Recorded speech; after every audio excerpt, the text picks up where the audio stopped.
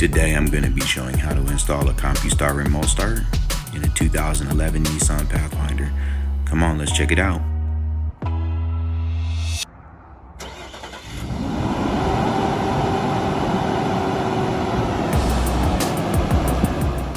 This is a great vehicle with a strong motor. It's in excellent condition, so adding a remote start just seems like the next best step. I'll need to determine if the Pathfinder is equipped with a factory alarm. To do this, I lock the door from the switch and then close it. On the dash, you can see an LED here.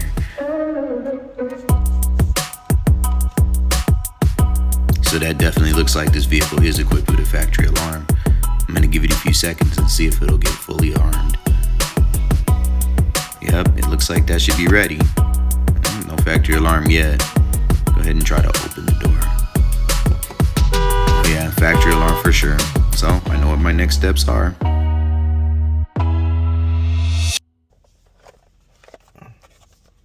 For this installation, I'm using the Compustar CS925-S and the Blade AL bypass. It's a pretty easy module to program. You just have to remove the plastic here, and it slides right into this knockout here in the brain unit. If I can figure out which direction to place it in. With the module all the way in place, I can plug it into the Windows PC in order to be able to interface with the module and set the different parameters that are necessary to identify what vehicle it's going to be installed into. I'll be using the FlashLogic iData Weblink desktop app in order to be able to program the alarm module. It takes a few seconds to boot up. But what a beautiful day outside today. And check out my custom digital dash that I made for the Ford Escape Hybrid. Yeah, it still works great.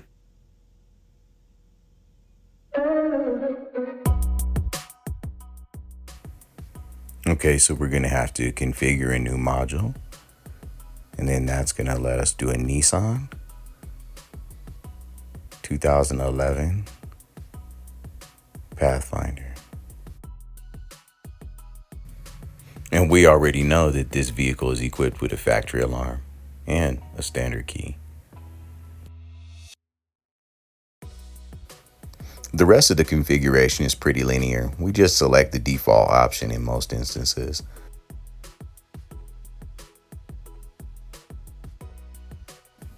While there are several different configurable options within the interface module, nothing's really necessary to change for this specific application. So I'm just going to move on ahead and flash the module.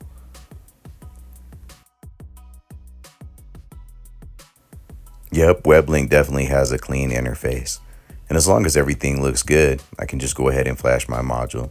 There's no need to worry because these modules are infinitely flashable. You can pull the firmware out and change it or make updates or whatever else needs to happen. So once this is done, it's on to the vehicle.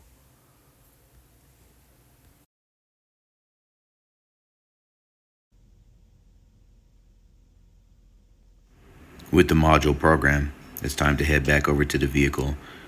I'm just going to go ahead and place the brain unit as well as the wiring harness for the Blade AL into the 925 box. And we're ready to go. Wow, this black Pathfinder is really looking good. It's well equipped from the factory. It's already got a navigation screen and backup camera. And fortunately for me, it's got a standard key. And with that said, what could be more fun than going pulling panels and taking everything apart? It's not too tough to gain access to the hardware that mounts the dash onto the metal brackets. You have to remove this side cover here, and there's a couple of Phillips head screws. Just press this tab right here to release the panel, and it comes right off, no problem. And right here we have the first Phillips head screw. I'm gonna go ahead and get this removed. And you can see the rest of the dash is just held in by clips.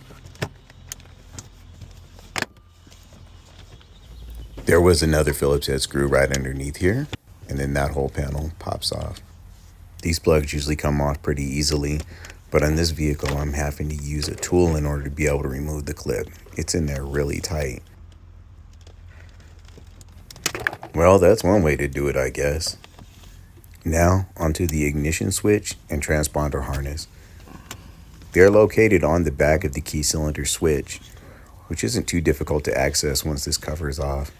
I do have to remove one more Phillips head screw in order to be able to get to the transponder wiring.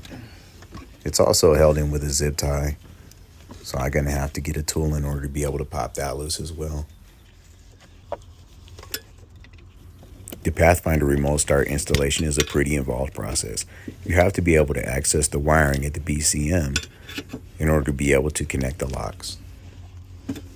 So in order to get the maximum amount of access possible, I'm going to go ahead and remove these two 10mm bolts that are holding in the knee bolster. I like to put the bolts back in place whenever possible so they don't get lost. Nope, there it is, the BCM wiring. And just my luck, there's no wires pinned out for the lock and unlock. That means I'm going to have to go ahead and add the wires manually myself. What a day. It starts to seem like nothing's working right. This will fix it.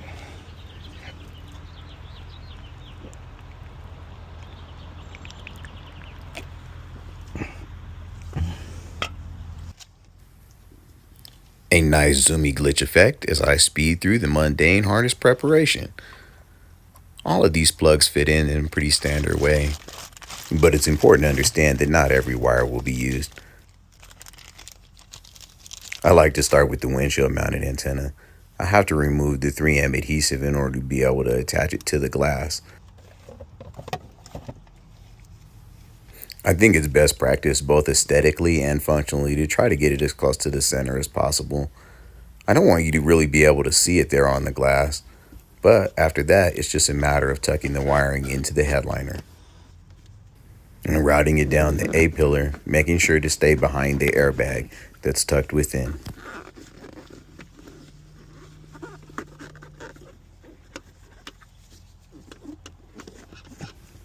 And just like that, the first part of the installation is complete. And then that's what you end up with.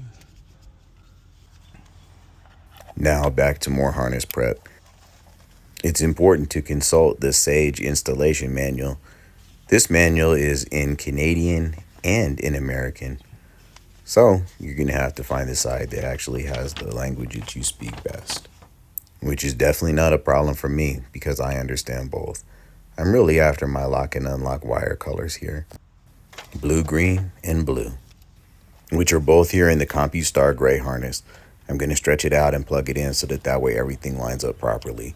Most of these wires are going to get cut off, so I'm going to go through one by one and decide which ones I'm keeping and which ones I need to remove.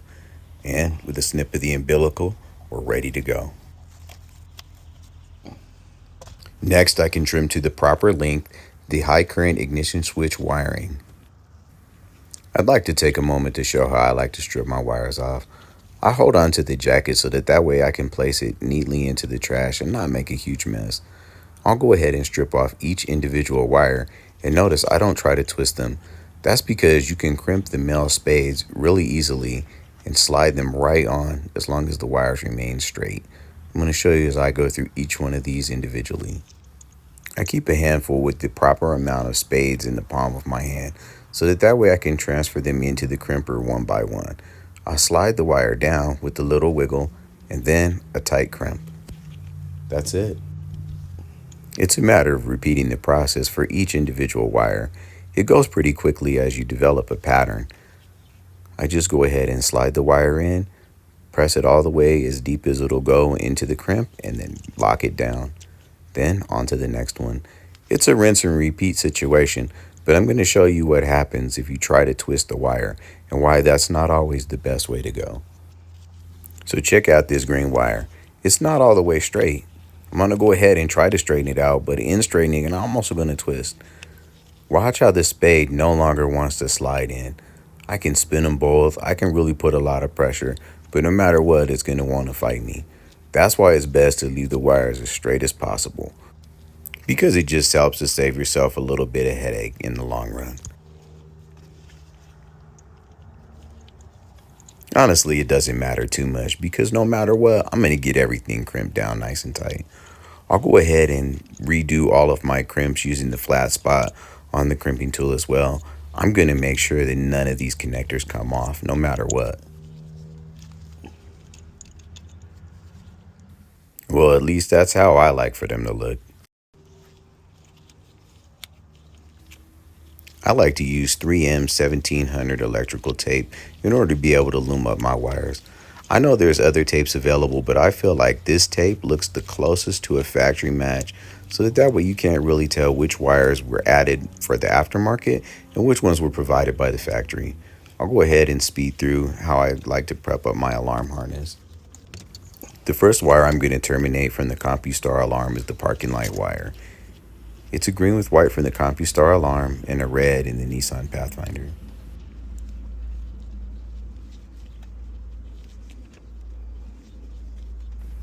For this type of termination, nothing beats a little bit of solder. I'll go ahead and dial in my torch and then heat up the wire and solder the joint in completely.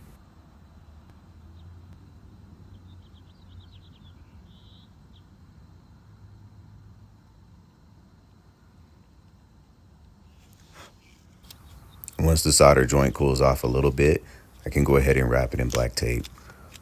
I'll wrap the individual splice first, and then I'll wrap up the entire harness, so that way you won't be able to tell that I added a wire and it'll look completely factory again.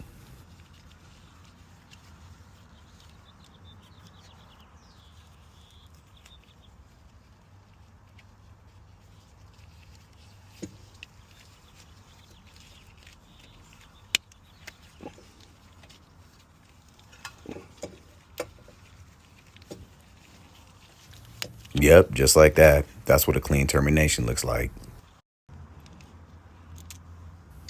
Since this is the bowl I've chosen to use as my ground, I wanted to make sure that it's going to be the right size for the ring terminal.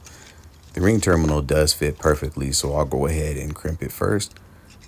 And then I'm going to go ahead and add a little bit of solder so that way I know that my crimp won't come out.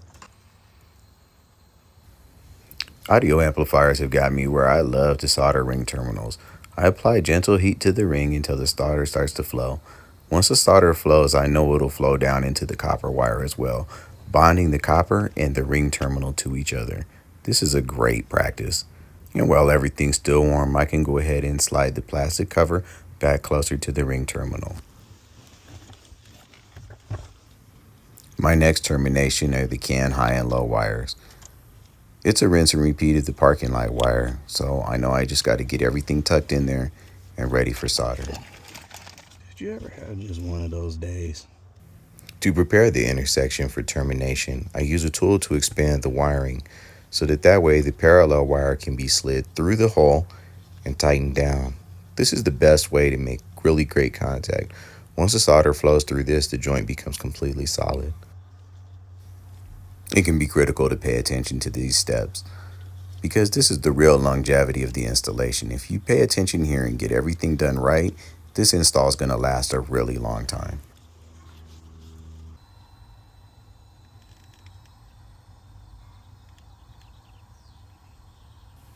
On a real note, it's important that if you're going to solder a wire, you want to make sure that it's unplugged from anything.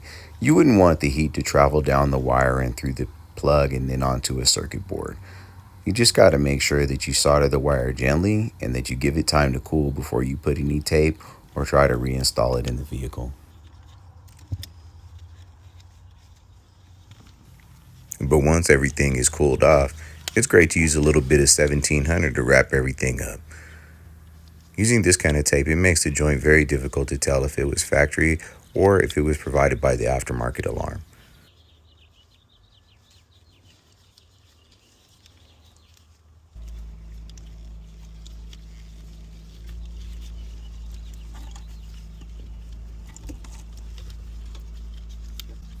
And just like that, the ODB2 connector, can high and low wires are terminated, taped up, and looking good. Now I'm onto the transponder interface wiring. They're here behind the column, so you can't really see them that well, but essentially I'm just after a gray and a brown wire. Here's a shot of how they look once they're terminated.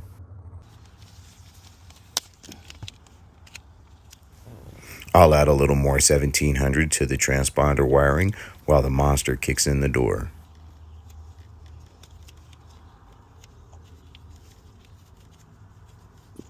And that's why we do it. It looks so close to factory, it's difficult to tell that wires were even added here.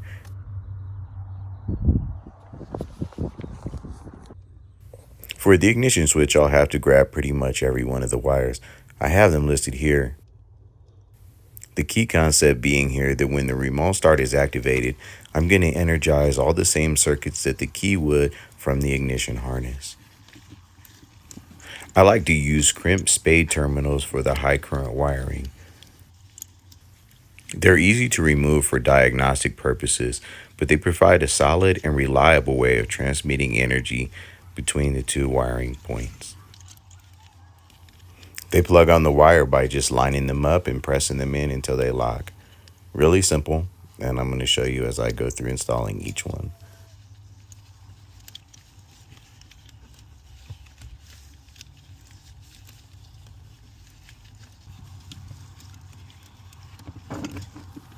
Once all the spade terminals are connected properly, you just have to plug the ignition switch back in. And then I'll plug back in the transponder wiring plug as well. There's a harness here on the front of the key cylinder. It's not really difficult to get to, but it's kind of tough to see. The CAN high and low wires were pretty easy to find in the ODB2 connector, and this just snaps back into place. The parking light wire uses a 10 amp fuse. I removed it to check whether it was a positive or negative output. Next, I can check the lock wires that I installed. If I ground them here, I can see if the lock actually moves, and since it does, I know that I just need to solder them in.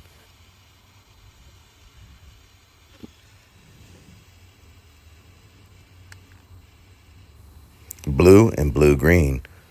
A little heat until the flux runs solid, and then I can go ahead and stretch some 1700 around the outside, just like everything else.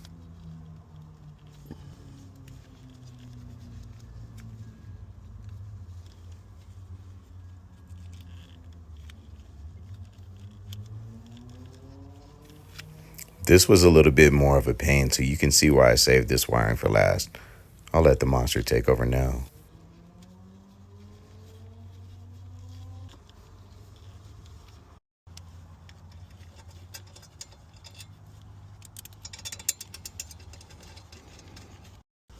Now for the last step, it's going to be our tie-in. The gray plug is the Compustar wiring and contains the lock and unlock. The black plug is the transponder wiring and it comes from the Blade AL. You want to make sure that you plug in the power harness last, so I'll go ahead and connect the blue antenna port here, and then I'll gently wiggle the power harness into place. Once all the wires are connected, it's just a matter of programming the transponder interface. A very straightforward process where you just place the key into the ignition, you turn it to the on position, and wait for the LED to turn blue. Once it turns off, you know that the transponder is programmed properly and is ready to test. The lock and unlock functions are pretty straightforward. You get a single parking light flash for lock and 2 parking light flashes for unlock. The main difference on this system is the way the trunk release works. Since the Pathfinder unlocks the trunk whenever you press the unlock button, you don't really need the trunk release. But I've gone ahead and set it up so that if you press and hold the trunk release, it unlocks all the doors anyway. So it's kind of like just having an extra button.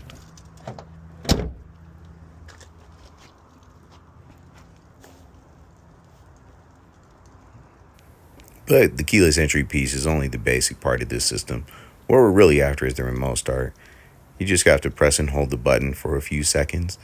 You'll see the parking light flash and the motor will start right up. Once the 925 acknowledges the motor is running, it'll go ahead and cut on the parking light constantly, so that way you can look out the window and make sure the system is still on. And you can press and hold the button again to shut it off.